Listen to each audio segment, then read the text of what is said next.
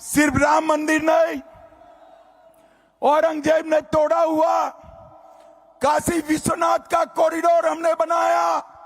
और भाइयों बहनों तैयार रहना, सोमनाथ का मंदिर भी फिर से सोने का बन रहा है, सोने का बन रहा है। ये नरेंद्र मोदी सरकार है, ये भाजपा की सरकार है, जो कहती है वो करती है। हमने कहा था 19 में कि अगर भाजपा की सरकार आई तो बांग्लादेश, पाकिस्तान, अफगानिस्तान, वहां से आए हुए शरणार्थी हिंदू, बौद्ध, सिख, उनको हम नागरिकता देंगे। हम सीए लेकर आए, इन लोगों ने विरोध किया, मगर आज सीए कानून बन भी गया और सालों के बाद हिंदुओं को नागरिकता देने का काम हुआ। भाइयों बहनों, मुझे जरा जोर से बताना, उरीली वालों, ट्रिपल तलाक हटाना चाहिए था या नहीं हटाना चाहिए? अरे जोर से बोलो, हटाना चाहिए था या नहीं हटाना चाहिए था? ये राहुल बाबा विरोध करते रह गए, मोदी जी ने धड़ाम से ट्रिपल तलाक को समाप्त कर दिया, समाप्त कर दिया। और भाइयों बहनों, अभी अभी कर्नाटक में, कर्नाटक के वक्फ बोर्ड ने गांव के गांव किसानों की भूमि, 100 साल 300 साल पुराने मंदिर, लोगों के घर वक्फ की संपत्ति में ट्रांसफर कर दिए। कोई रोकने वाला नहीं है। मगर आप चिंता मत करो, यहां ऐसा नहीं होगा। मोदी जी वक्फ बोर्ड के कानून को उसके अंदर सुधार लेकर आए हैं।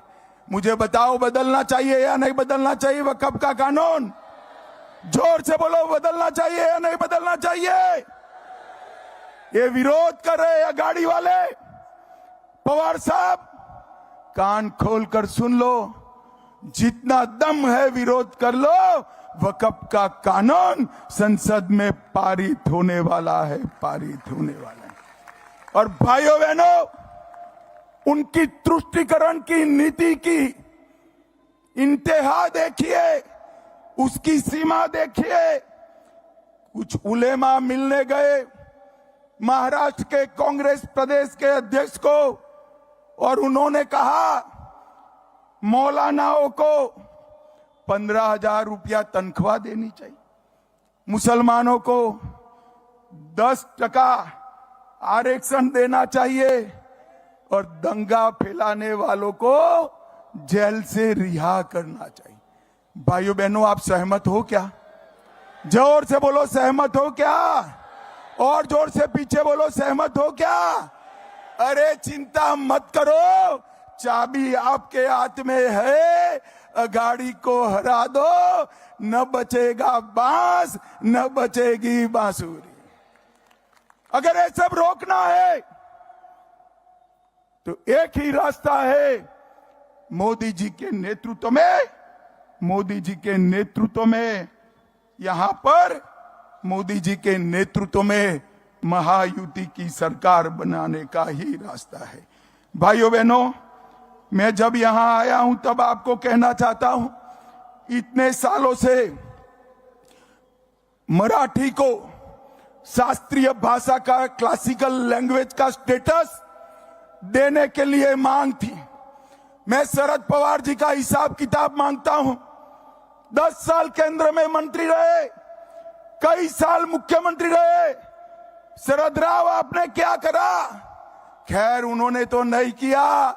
हमारे मोदी जी ने मराठी को क्लासिकल लैंग्वेज बनाकर महाराष्ट्र का सम्मान करने का काम किया। और मुंबई वालों, मैं बताने आया हूं, आज मोदी जी के 10 साल के शासन के बाद मैं भी मुंबई बहुत आता जाता हूं। मेरा तो जन्म भी मुंबई में हुआ है। 10 साल पहले एक सवाल होता था, मुंबई 10 साल के बाद कैसे चलेगी? होता था या नहीं होता था? बताओ भाई। ट्रैफिक के प्रॉब्लम थे या नहीं थे? ट्रेन के प्रॉब्लम थे या नहीं थे? घंटों घंटों तक मुंबई से यहां आने में देर लगती थी या नहीं लगती थी? आज देखिए, 18,600 करोड़ रुपए से 22 किलोमीटर लंबा trans harbour link Atal Setu Modi ji ने पूरा कर दिया। मुंबई वालों, मुंबई अहमदाबाद बुलेट ट्रेन लगभग कुछ ही साल में ये बुलेट ट्रेन भारत की हाई स्पीड ट्रेन शुरू हो जाएगी और 14,000 करोड़ का मुंबई कोस्टल रोड 87% काम हो गया है। 2 साल में कोस्टल रोड भी आप लोगों के लिए चालू हो जाएगा। मेट्रो चालू हो गई, फेज 1 का लोकार्पण हुआ, फेज 2 चल रहा है और समृद्धि महामार्ग 60,000 करोड़ से 701 किलोमीटर 11 जिले, यहां से नागपुर तक 8 घंटे का समय बचाने का काम इस समृद्धि मार्ग है।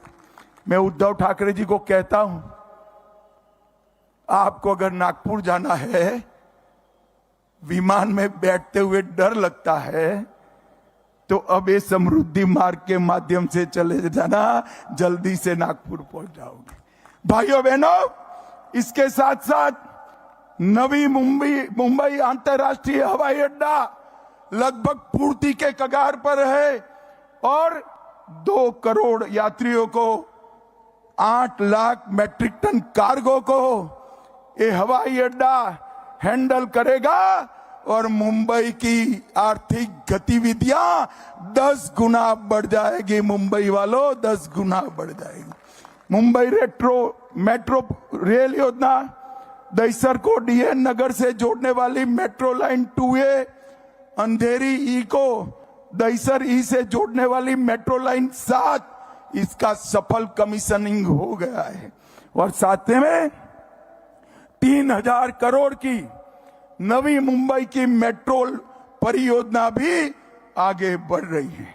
भाइयों बहनों, 9,100 करोड़ का ऑरेंज गेट मरीन ड्राइव सुरंग योजना पूरी हो गई और धारावी की एशिया की सबसे बड़ी झुंपड़पट्टी, उनको भी एक अच्छा रहने का घर और उनके बच्चों का भविष्य। सिर्फ धारावी वालों को फायदा नहीं होगा, पूरे मुंबई का वैल्यूएशन इस योजना से बढ़ने वाला है और अपना मुंबई दुनिया के सभी शहरों में प्रमुख स्थान पर बिठाने का काम हमारे मोदी जी करने हैं। Vashi creek bridge, Sion Panvel highway, eastern express highway जो सायन पनवेल एक्सप्रेस वे से जुड़ेगा, उसका काम भी मोदी जी ने शुरू करा दिया है। और मैं आज कहकर जाता हूं, मुंबई वालों, ये टर्म समाप्त होने के पहले मुंबई में से एक बांग्लादेशी और रोहिंग्या को चुन चुन कर मुंबई के बाहर करने का काम ये भारतीय जनता पार्टी करेगी। भाइयों बहनों, हम राम मंदिर बनाते हैं, अघाड़ी विरोध करती है। 370 हटाते हैं, अघाड़ी विरोध करती है। उस्मानाबाद का नाम धाराशिव करते हैं, वो विरोध करते हैं। औरंगाबाद का नाम छत्रपति संभाजी नगर करते हैं, ये विरोध करते हैं। अहमदनगर का नाम अहल्याबाई के नाम से रखते हैं, ये विरोध करते हैं। मुझे तो कभी कभी शक होता है कि उद्धव जी, सत्ता के लिए आप कितना नीचे गिरोगे, कितना नीचे गिरोगे, कितना नीचे गिरोगे। कभी रात में बाला साहब का स्मरण कर कर सोच लेना, बाला साहब के सिद्धांत क्या कहते हैं थे और आप कहां खड़े हो तो आपको मालूम पड़ जाएगा। भाइयों बहनों, मैं आज यहां आया हूं तब आपको एक बात बताने आया। मैंने राजनीति में बड़ी कम उम्र से काम चालू किया था, 12 साल का था तब से चुनावों में हिस्सा लेता हूं। मैंने राजनीति में ऐसा एक्सपेरिमेंट कभी नहीं किया। एक ही प्लेन 20-20 बार लैंडिंग कराने का प्रयास होता है, ये राहुल बाबा नाम का प्लेन सोनिया जी ने 20 बार लैंड कराने का ट्राई किया, 20 बार क्रैश हो गया। अब फिर से मुंबई में, महाराष्ट्र में अघाड़ी के बूते पर ये लैंडिंग का ट्राई करे है सोनिया जी। 21वां क्रैश तय है, आप मेरी बात मान कर चलो। 23 तारीख को यहां महायुति की प्रचंड बहुमत की सरकार बनने वाली है, प्रचंड बहुमत। भाइयों बहनों, हम लाडली बहना योजना लाते हैं तो वो विरोध करते हैं कि ये तो गलत योजना है, और अपना घोषणा पत्र जारी करते हैं तो वो लाडली बहन योजना का नाम बदलकर अपने घोषणा पत्र में रखते हैं। इनके डबल स्टैंडर्ड्स हैं, डबल स्टैंडर्ड्स। मैं आज आपको बताने आया हूं, मोदी जी ने पूरे देश को सुरक्षित करने का काम किया, आतंकवाद और नक्सलवाद को समाप्त करने का काम किया है। मोदी जी ने देश को समृद्ध करने का काम किया है। ये मनमोहन सिंह जी 11वें नंबर पर देश के अर्थतंत्र को छोड़कर गए थे। जहां अटल जी छोड़कर गए थे, वहीं पर मनमोहन सिंह ने मोदी जी को सौंपा 11वें नंबर पर।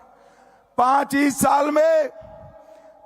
साल में मोदी जी ने 11वें नंबर से 5वें नंबर पर लाने का काम किया।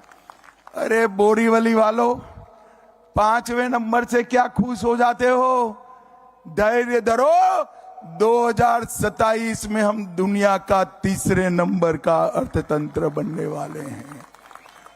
भाइयों बहनों, G20 जब हुआ, G20 हुआ, वो मैं दृश्य भूल नहीं सकता। G20 के दूसरे दिन दुनिया भर के राष्ट्राध्यक्ष हमारे राष्ट्रपिता महात्मा गांधी की समाधि पर नतमस्तक होकर खड़े थे और सभी लोग बापू का सम्मान करते थे। और मोदी जी ने पूरी दुनिया में भारत का डंका बजाने का काम किया है।